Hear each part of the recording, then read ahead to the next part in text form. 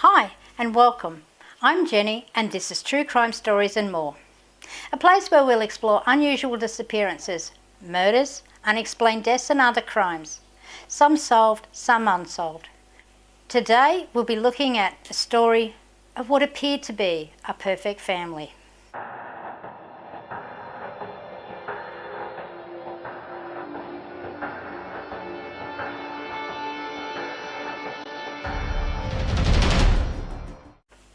To the outside world, they were picture perfect. A beautiful wife, two adorable daughters, a new baby on the way, and a husband who smiled for every photo. But behind the Instagram filters was a nightmare no one saw coming. Shannon Watts was vibrant, driven, a mother of two with a third on the way.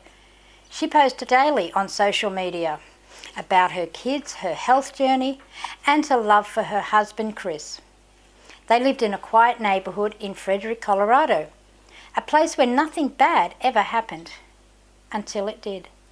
On August 13, 2018, Shannon didn't show up for a doctor's appointment or return texts. Her friend grew worried and called 911. Police arrived at the Watts home. No one answered the door, but Shannon's car was in the garage.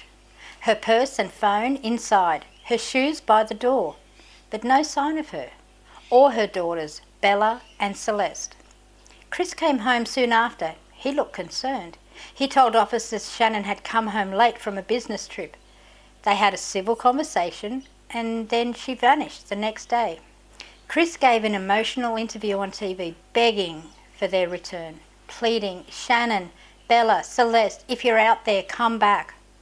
But something felt off. His face didn't match his words. His body language was cold, flat.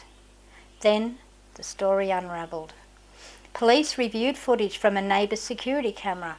It showed Chris backing his truck into the driveway at 5:17 a.m. He claimed he left for work. But where were the girls? They brought him in. Chris failed a polygraph and then he confessed. But not to the full truth. At first he claimed Shannon killed the girls and he killed her in a rage. But that was a lie. The real story? Unimaginable. Chris Watts strangled his pregnant wife in their bedroom. Then, as his daughters watched, he loaded her body into his truck. He drove to an oil field where he worked, and there he smothered Bella, then Celeste, his own children, begging, "Daddy, no," their last words lost in horror. He stuffed their small bodies into oil tanks, dropped Shannon into a shallow grave nearby, then went to work like nothing happened. Why? Because he was having an affair with a co-worker. He wanted a new life. No responsibilities, no complications.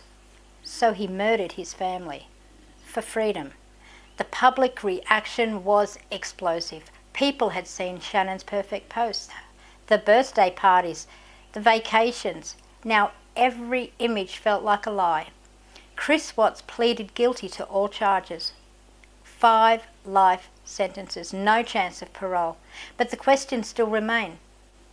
How does someone do that? Smile for the camera while planning murder? Sleeping beside their wife, then take her life? Look their daughter in the eyes and end her future? This wasn't just a crime, it was a betrayal of every bond we hold sacred. Love, trust, family. And in the end, it shattered the illusion that monsters look like monsters. Sometimes they wear a smile.